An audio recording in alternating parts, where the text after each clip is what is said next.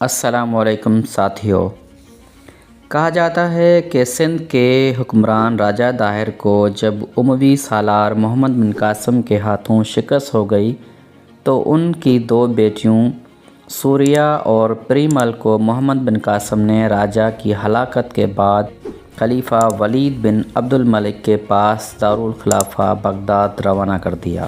خلیفہ ولید بن عبد الملک نے جب بڑی بیٹی سوریہ سے خلوت کا ارادہ کیا تو سوریہ نے چال چلی اور خلیفہ سے کہا کہ محمد بن قاسم پہلے ہی ان کے ساتھ خلوت اختیار کر چکا ہے، وہ اب خلیفہ کے شایان شان نہیں رہی۔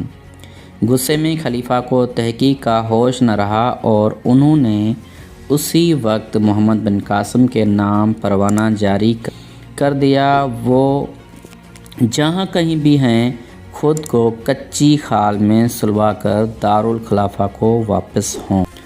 محمد بن قاسم نے ایسا ہی کیا اور دارالخلافہ کے راستے میں ہی 2 دن بعد ان کی موت ہو گئی۔ راجہ داہر کی بیٹی بعد میں بیان کرتی ہے کہ محمد بن قاسم ایک عادل حکمران تھے، مگر ان کی ہلاکت کی سازش رچنے کو اپنے والد کا بدلہ قرار دیتی ہے۔ مزید محمد بن قاسم کے بارے میں بھی کہتی ہیں کہ انہیں فرمانبرداری میں بھی عقل سے کام لینا چاہیے تھا، اور خلیفہ کو بھی کہتی ہے کہ اسے بھی سنی سنائی بات پر اتنا سخت حکم جاری کرنے سے قبل تحقیق کر لینی چاہیے تھی۔ وہ مزید کہتی ہیں کہ پاک دامنی کے اعتبار سے محمد بن قاسم ہمارے لیے باپ اور بھائی جیسا تھا، اور ہم کنیزوں پر اس نے کوئی دست درازی نہیں کی، لیکن چونکہ اس نے سندھ کے بادشاہ راجہ داہر کو برباد کیا تھا، اس لیے ہم نے انتقاماً خلیفہ کے سامنے جھوٹ بولا۔ اس پر خلیفہ نے غضبناک ہو کر دونوں بہنوں کو دیوار میں چن دینے کا حکم دیا۔ یہ قصہ اور مغل بادشاہ جلال الدین محمد اکبر کے دور کی مبینہ کنیز انارکلی کی موت کی کہانیوں میں خواتین کی دیوار میں چنوانے جانے کی ذکر مشترکہ ہے۔ انارکلی کی موت کی کہانی تو دور کی بات ہے، مگر ان کے وجود کے بارے میں بھی مورخین کو شبہ ہے اور ان کے بارے میں تاریخی ثبوت دستیاب نہیں ہیں۔ اور محمد بن قاسم اور راجہ داہر کی بیٹیوں کی ہلاکت سے متعلق اس پوری کہانی پر بھی مورخین کو اعتراضات ہیں۔ تو پھر محمد بن قاسم کی موت واقعتاً کیسے ہوئی اور واقعے کی تاریخی حقیقت کیا ہے، اس پر بات کریں گے، لیکن اس سے پہلے کچھ محمد بن قاسم کی سندھ میں آمد اور فتوحات کا تذکرہ کرتے ہیں اور یہ دیکھتے ہیں کہ محمد بن قاسم سندھ فتح کرنے کے بعد گئے تو گئے کہاں۔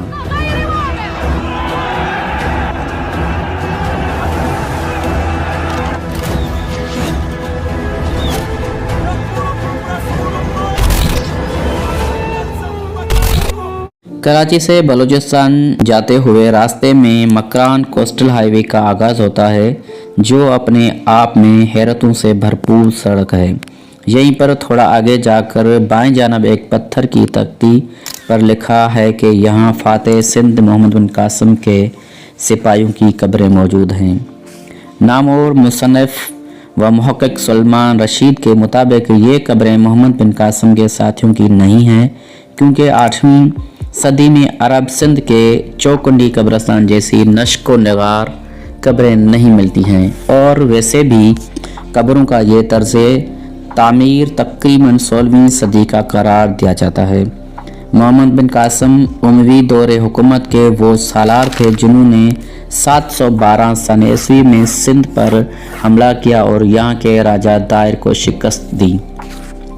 بعض مورخین کے نزدیک محمد بن قاسم کے آنے سے جنوبی ایشیا میں اسلامی دور کا آغاز ہوا، سندھ فتح ہوا اور یوں واقعات کا ایک لمبا سلسلہ شروع ہوا جو بالآخر پاکستان کے قیامت تک جا رکا۔ مگر مختلف تاریخی حوالوں کے مطابق پیغمبر اسلام کی آمد سے قبل بھی عرب تاجر بر صغیر میں رہائش پذیر تھے، اور کچھ کے نزدیک یہاں کی مقامی خواتین سے شادیاں تک کر رہے تھے۔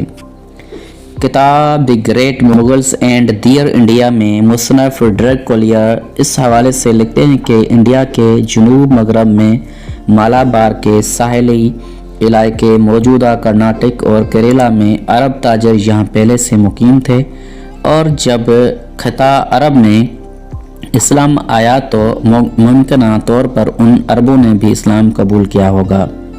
اپنی کتاب کے ابتدائی میں انہوں نے خطۂ برِ صغیر میں اسلام کے پھیلنے کے حوالے سے متعدد نظریات کا ذکر کیا ہے، جس میں ہجرت، تلوار، خوف، صوفیہ کے عمل اور تبلیغ، سماجی رتبے کے حصول اور پرامن روابط مثلاً تجارت اور باہمی شادیاں شامل ہیں۔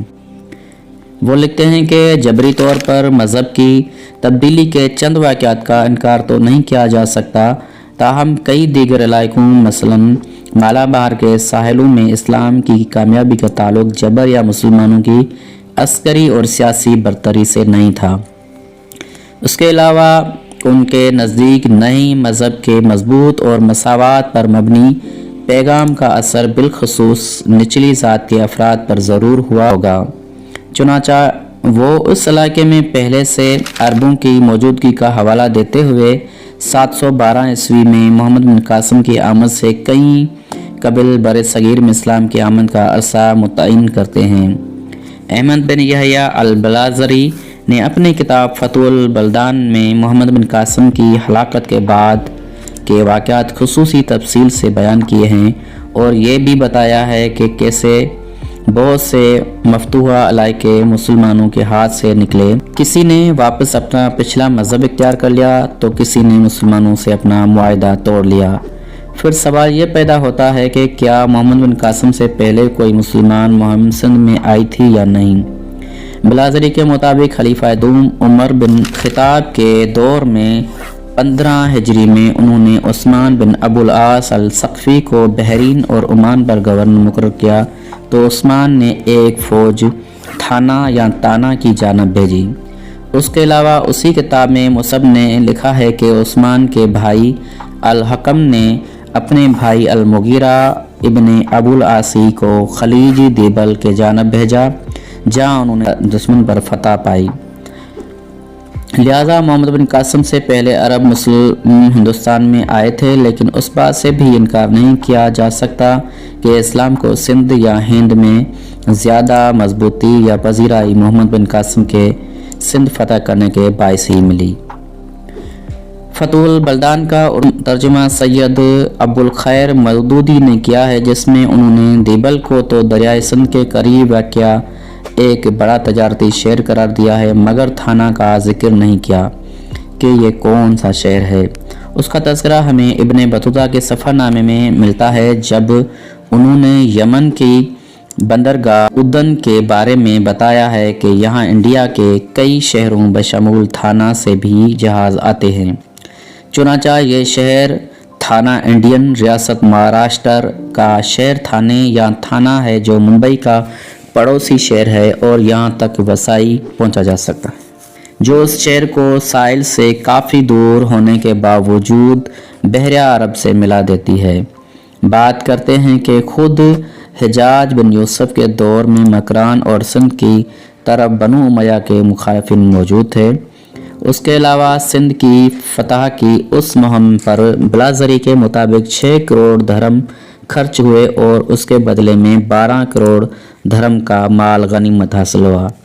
محمد بن قاسم کی ہلاکت کے بارے میں مشہور افسانہ چچنامہ میں کہا گیا ہے کہ محمد بن قاسم کی ہلاکت راجہ داہر کے 2 بیٹوں کی سازش کی وجہ سے ہوئی، مگر اس حوالے سے ڈاکٹر نبی بخش خان بلوچ کا دعویٰ ہے کہ یہ کہانی من گھڑت افسانوی ہے۔ سندھ کے معروف محقق اور دانشور ڈاکٹر نبی بخش خان A.N. بلوچ نے چچنامہ کے صحت اور اس میں موجود تاریخی حوالوں کے بارے میں جرح کی ہے۔ Doctor N.A. بلوچ کا چچنامہ پر تحریر کیا گیا مقدمہ بھی اپنے آپ میں ایک پوری کتاب ہے، جس میں انہوں نے محمد بن قاسم کی ہلاکت اور پھر راجہ داہر کی بیٹیوں کے بغداد کی کسی دیوار میں چن دیے جانے کی کہانی کو کہانی ہی قرار دیا ہے۔ سب سے پہلے تو اس کہانی کے مطابق खलीफा ने मोहम्मद बिन कासिम को दारुल खिलाफा बगदाद बुलवाया। हालांकि उस ज़माने में बगदाद का वजूद ही नहीं था, बल्कि दारुल खिलाफा दिमश्क था। उसके बाद उसमें लिखा गया है कि मोहम्मद बिन कासिम की मौत खलीफा वलीद बिन अब्दुल मलिक के हुक्म पर हुई। ताहम बिलाजरी और दीगर मौरखीन के मुताबिक ये वाक़या खलीफा सुलेमान बिन अब्दुल मलिक के दौर में पेश आया। बिलाजरी के मुताबिक वलीद बिन अब्दुल मलिक की मौत के बाद सुलेमान बिन अब्दुल मलिक हुक्मरान हुए, तो उन्होंने सालेह बिन अब्दुर्रहमान को अराक का वाली और यजीद बिन अबी कबशा को सिंध का अमलदार मुकर्रर किया। यजीद ने मोहम्मद बिन कासिम को गिरफ्तार करके सालेह के पास अराक भेज दिया, जहां उन्हें हिजाज बिन यूसुफ के साबका इंतज़ामी हेडक्वार्टर वासत के एक अकूबत खाने में कैद करके ईज़ा रसायाँ की गईं और वो हलाक हो गए। उसी बयान की तस्दीक तारीख इब्न खुल्दून से भी होती है। फतहुल बलदान में लिखा है कि जब मोहम्मद बिन कासिम कैद में थे तो उन्होंने अपने साथ होने वाले सलूक पर ये शेर कहे, उन्होंने मुझे ज़ाया कर दिया, जवान भी ऐसा के मर्द नबर्द और सरहद का मुहाफ़िज़ था। लिहाजा ये तारीख में दर्ज है कि ये तय था कि हुकूमत अब्दुल मलिक के बेटों में तसलसल से रहेगी। अब्दुल मलिक के बेटे जब गद्दी पर बैठे, उसने ये कहा कि मैं अपना जान नशीन भाई को नहीं लेकिन अपने बेटे को करता हूँ, जबकि वलीद के बाद गद्दी पे उसके भाई सुलेमान बिन अब्दुल मलिक को बैठना था। उस बात पर भाइयों में जंग छिड़ गई और सलमान को गिरफ्तार कर लिया गया, जिसकी मजम्मत की थी हज़रत उमर बिन अब्दुल अजीज़ ने, तो उसे भी गिरफ्तार कर लिया गया।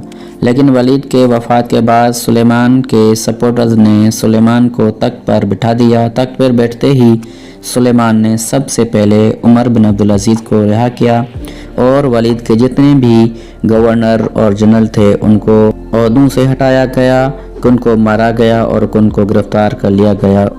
उसी तरह सऊदी अरब में भी हो रहा है। सऊदी अरब हुकूमत भी अब्दुल अजीज़ के बेटों में तसलसल से चलनी थी, लेकिन सऊदी बादशाह ने अपना वली अहद अपने बेटे मोहम्मद को मुकर्रर कर दिया है और भाइयों में नाराज़गी शुरू हो चुकी है। किसी दूसरे एपिसोड में सऊदी अरब के पूरी कहानी बयान करेंगे और अमवी हुकूमत और उमर बिन अब्दुल अजीज़ की बात करेंगे। लिहाजा मोहम्मद बिन कासिम को गिरफ्तार करके जेल में रखा गया और उसकी वहीं मौत वाक़ हुई। चुनांचे मोहम्मद बिन कासिम की माजूली और हलाकत से उसी दौर में होने वाले सियासी साजिशें और ऐसी दुश्मनियाँ भरपूर अंदाज में आया हो जाती हैं।